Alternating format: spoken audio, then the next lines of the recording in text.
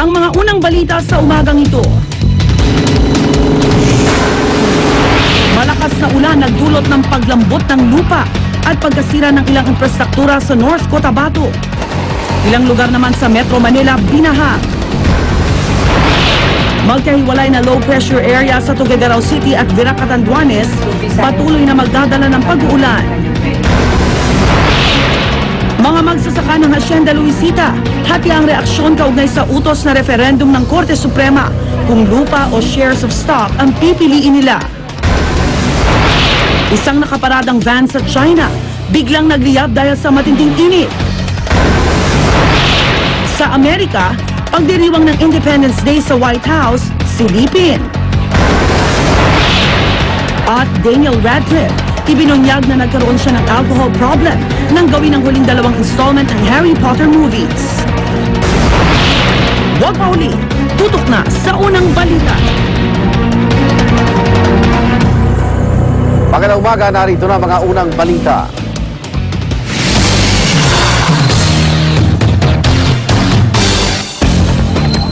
Baka natumbang poste ng kuryente at bumigay na riprap ng tulay. Yan ang mga naiwang perwisyo ng matinding baha sa ilang bahagi ng Central Mindanao. Ang Metro Manila naman hindi rin nakaligtas sa pagbaha dulot ng biglaang buhos ng ulan kahapon. Darito ang report. Halos sa likana ng mga kableng ito ng kuryente ang tubig sa Pulangi River sa Cabaca, North Cotabato. Natumba kasi ang dalawang tore ng National Grid Power Corporation sa lugar.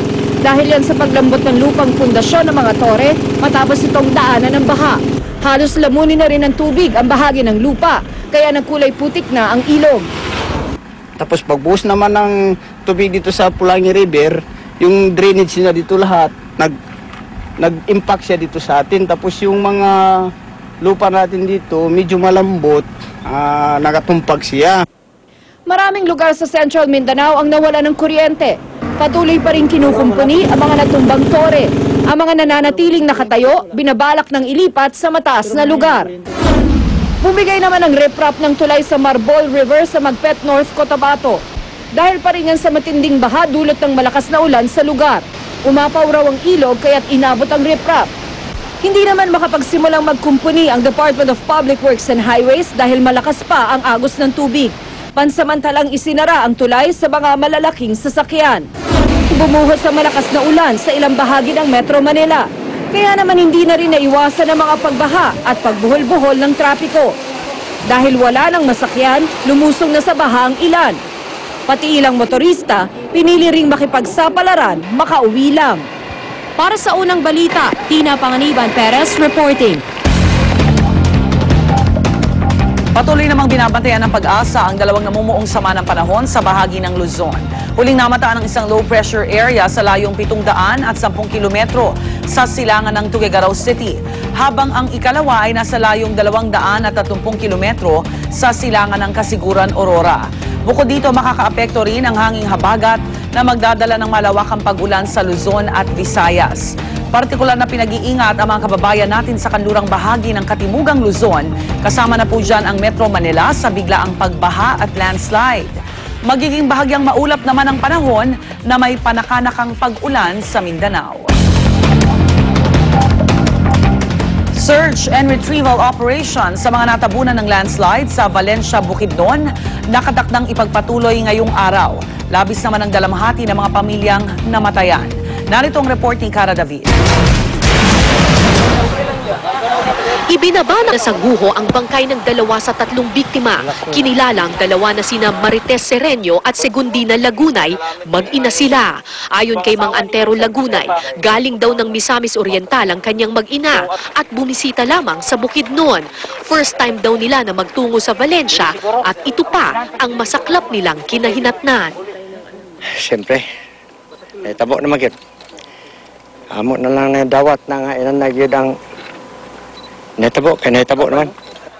Ang pangatlong biktima ay kinilalang si Cheryl Sadsad na tubong San Fernando, Bukidnon. Patawid raw ito patungong Valencia nang mangyari ang pagguho. Nakasakay umano sa jeep ang mga biktima, patawid sana patungong Valencia.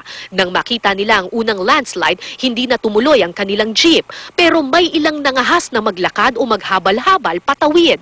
Saka biglang nangyari ang pangalawang pagguho. Hindi makumpirma ng Philippine Army kung ilan nga ba talaga ang biktima. We can give you the exact figure kasi mostly ang mga eyewitnesses accounts nagva-vary yung numbers nila, but we're hoping na sana wala natin makukuha so that talagang yun lang yung nabiktima na yung nakuha natin. 100 metro ng putik ang tumabon sa naturang highway. Yung lupa is very unstable, very unstable. Ang pangalawa is yung very steep din yung lugar na pinangyayang slope, so medyo kailangan talaga ng kaunting ingat ang gagawin natin. Ito ang unang beses na may ganito kalaking landslide sa lugar. Kung kaya tanong ng ilang residente, epekto kaya ito ng deforestation? Kailangan talaga mag-tree planting tayo. Kasi, tingnan natin yung bundok natin. Puro na, kalbo na kalbo. Pero mariing pinabulaanan ni Bukidnon Vice Governor Jose Maria Zubiri ang anggulong ito. Aniya, wala raw logging na nagaganap sa buong probinsya. Naniniwala siyang ang malakas na ulan kasabay ng road widening project sa Lumbayao Highway ang naging sanhi ng landslide. Tinapyasan kasi ang bundok para palaparin ito at gawing national highway na magdudugtong sa Bukidnon at Davao. This has been widened by them. As you can see, like this one, this could soften with so much water seeking in, etc. And this might collapse also one of these days. So it's the widening of the highway? I think it's the widening of the highway, and it was not yet, the highway is not completed. As you can see, it's not even halfway. Umaasa siya na tutulungan sila ng DPWH na matapos agad ang proyekto para makongkreto at mapatibay na ang lugar. Para sa unang balita, Cara David reporting. Mga urinal sa Metro Manila planong gawing smoking area ng MMDA. Pero ngayon pa lang meron ng tumututol. Narito ang report ni Julio Segovia.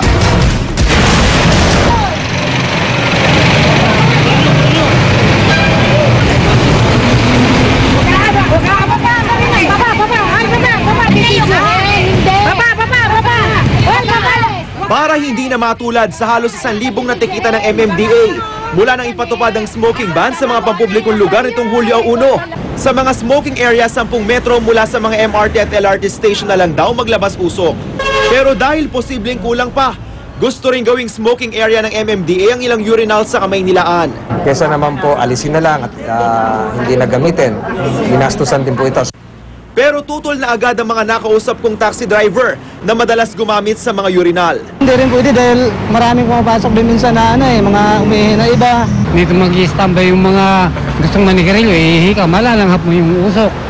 Sinang-ayunan naman sila ng isang eksperto sa kalusugan. Kahit 3 hours ago pa po nanigarilyo yung tao, madikit kasi yun eh. So imagine if like 20 people will smoke in the urinal, papasok ang isang non-smoker, hindi po niya kakayanin yun. Especially kung asthmatic po. Taliwas sa plano ng MMDA, kung inyong mapapansin, ang bawat urinal may nakalagay na babala kung saan bawal magtapon ng upos ng sigarilyo.